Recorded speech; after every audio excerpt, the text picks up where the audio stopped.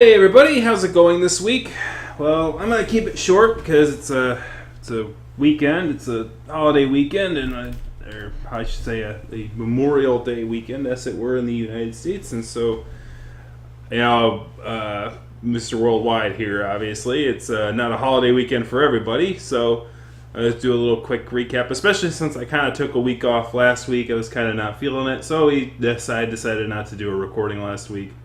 Not too much to talk about this week. There was some results. I'm sure if you recall in last week's episode, I noted that Furry Week in Atlanta and Biggest Little Fur Con were both had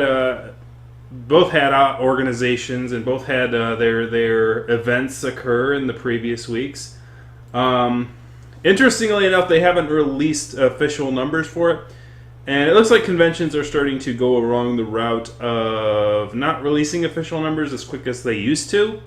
I wrote an article about that for flavor.com, labeled Ghosting the Attendees and the problematic issues with conventions hiding attendance counts. Mostly because when I was growing up, during the furry fandom, the attendance numbers were pretty quick to come out. It seems like that in the recent years, that is not somewhat. It's been moving towards a way where it doesn't seem they're giving out those numbers quite regularly, and that's sort of a strangeness to me. Usually, they're very good about getting closing ceremonies and getting a number out there. According to Tycho, who is the Biggest Little Fur Con chair, he responded to that article stating, well, the reason that they didn't give out their numbers right away was mostly because of accuracy concerns. And because everyone who pays for an attendance doesn't always show up. They like to try to make it accurate by, trying not to release the numbers, or at least their idea now is like they try not to release the numbers until they're able to subtract out those who didn't show, like paid to be there but didn't show up, right? That's fair enough, but it's how do you deal with like the demands for information on that kind of a thing happening quickly versus accuracy. And that's people in the data industry know that that's always the thing. You get speed and you have accuracy, and you can't really always have both. Having accurate data is the most important thing to have, so that the numbers aren't misleading. But at the same time, having too much accuracy on numbers that are important but not like essential can be kind of things. And I think that the fact that Furry Week in Atlanta and Biggest Little Fur Con are so close, neither of them really gave out their numbers right away because they wanted to make sure that they were as accurate as possible and that there's no like faux pas about one of them artificially inflating their numbers to make the other guy look bad and then getting into this little slap fight as we see here. That's fair enough. That's a fair enough. There's a fair enough thought. And so I was a bit harsh in my verbiage in that article. It's fair enough. My thought is like, as we continue to grow as a fandom and we continue to, want to share these numbers, because from my perspective, it's like, well, why are these numbers important? Well, to me, they're important because it's important that we keep a record of growth and retractions within the furry fandom. I think that the numbers are very important. And a lot of furry conventions, as I noted in the article, they go over, their charity numbers and their volunteer numbers pretty readily, and they hand those out pretty quickly. And though they're not handing out their attendance ones very much, I was kind of worried that it's like, well, maybe we're trying to play the whole humble route, where it's like, well, we don't want to be braggadocious about how many people showed up. But to me, it's like people contributing their time and contributing their money to show up to your event is a blessing number too. It is a number that should be held in high esteem, and it should be something that is shared, right? And that is something that people are proud to share and don't feel, it is a sort of egregious thing to do. And it shouldn't be held as a braggadocious thing. It should be held as like our conventions continue to grow, and that's great. And having more people there is great, and more people there means more can be given out via the charity, and more people can volunteer. Because if nobody showed up, then there wouldn't be any volunteering or charity going on. So, don't worry about hurting the numbers too much.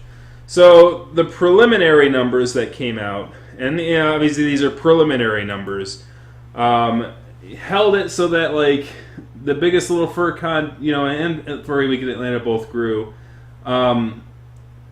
Like Furry Week in Atlanta grew slightly less than expected or projected.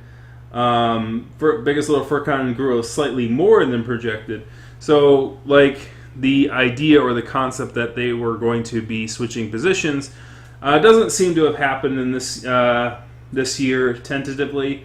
And interestingly enough, like the projections in which they're going now, it looks like they're going to be. This is kind of cute in a way that these two little feisty fighting warriors here from Jim Kobe's like little animation here are gonna be. It'll be sort of like a little sibling rivalry kind of a thing, where they are sibling conventions, brother sister conventions that are fulfilling a market in the spring, like they're spring siblings, as it were, who will be serving different markets in different parts of the country. Because Biggest Little Fur Con takes place in Reno, where Furry Week in Atlanta takes place in Atlanta, Georgia. So you have the southeast and sort of the southwest conventions that are sort of taking place at the same time of the year and contributing to markets that are so close to one another. Like these numbers here are like so close. Like they are within margins, and it's hard for me to even discern with numbers like this, like if one is comfortably in third or fourth place. Which is great, because it's like, instead of like a video going, yeah, look at this, Biggest Little Fur Con, got trounced by Furry Week in Atlanta, and is now Furry Week in Atlanta is now number 3. It's like I can't really say which one's number 3 or which one's number 4, because they're so close to each other that it's like I don't think it's fair for me to assess that one is larger than the other. They're almost Siamese twins at this point. They're like twin siblings, and it's kind of cute. So like, because it's within like 159. And then Tycho on the bottom there says that preliminary number that was, he said, leaked, but people disseminated it, and somebody updated Wikifur with the number of 5,804. He said, well, it's probably closer to 5,650, or it's probably it.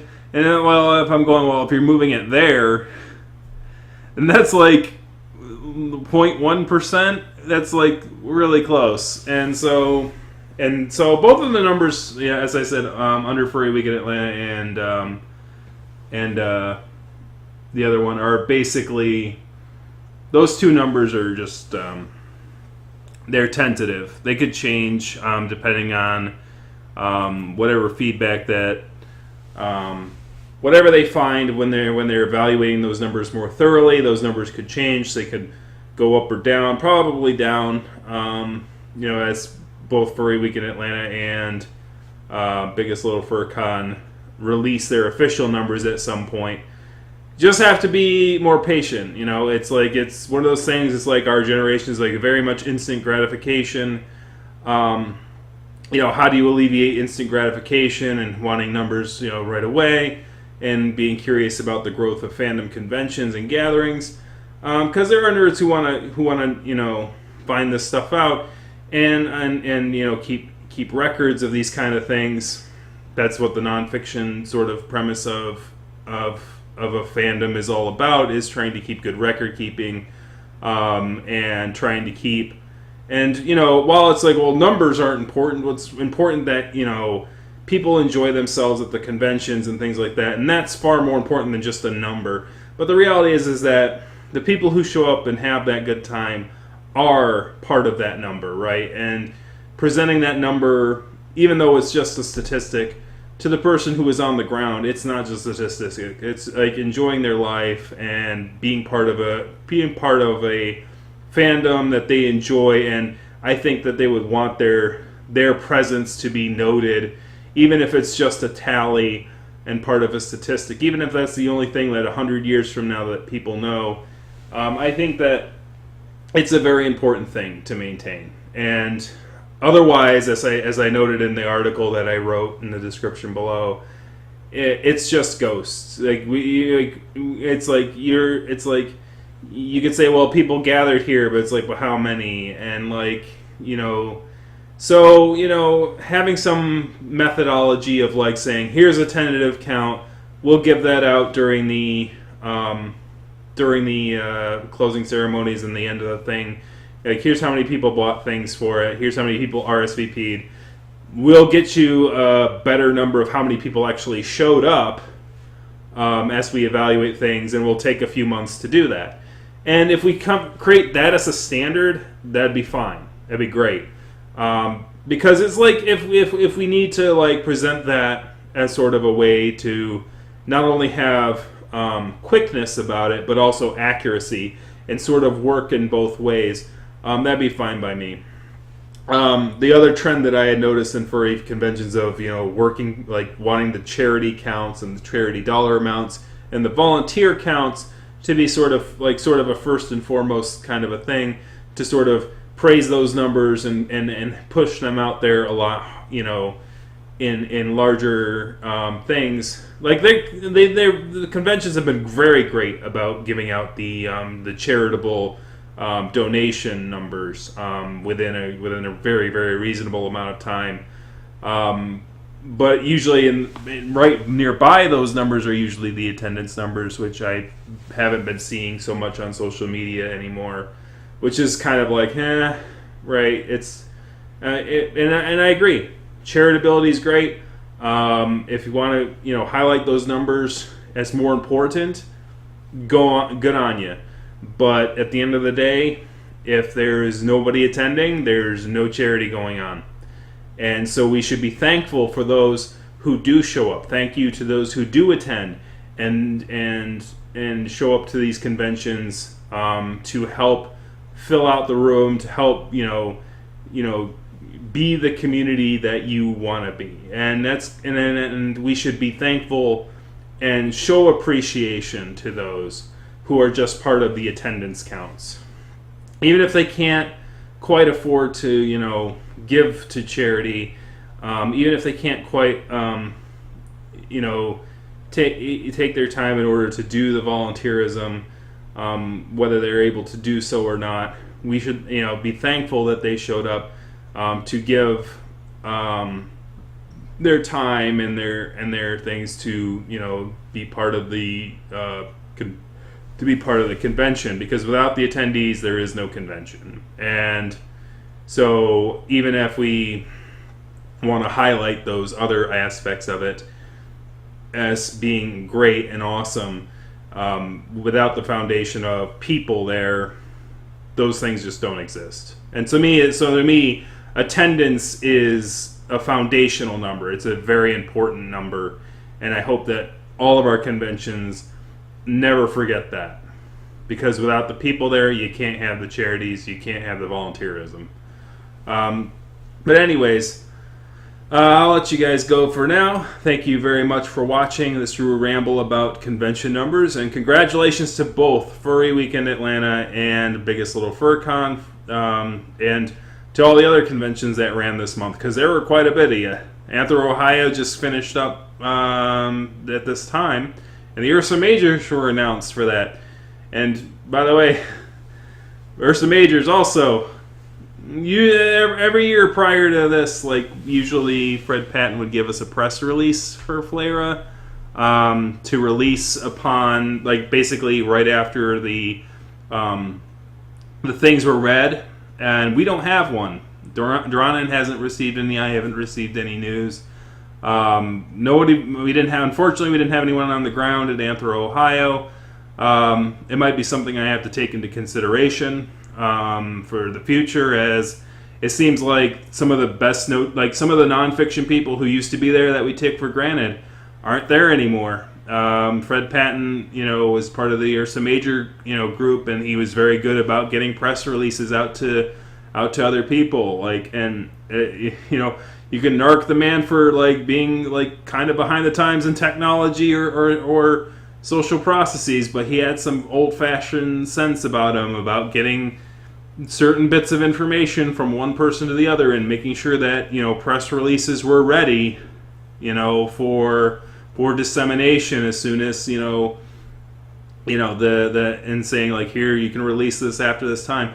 It's very much something that we don't want to lose, and we should keep making sure that we have that sort of relationship where the people who can't show up to a convention in Ohio can have access to the information on who won the awards, and having it up on the site not too soon after they're announced at whatever official convention announcement they are made at.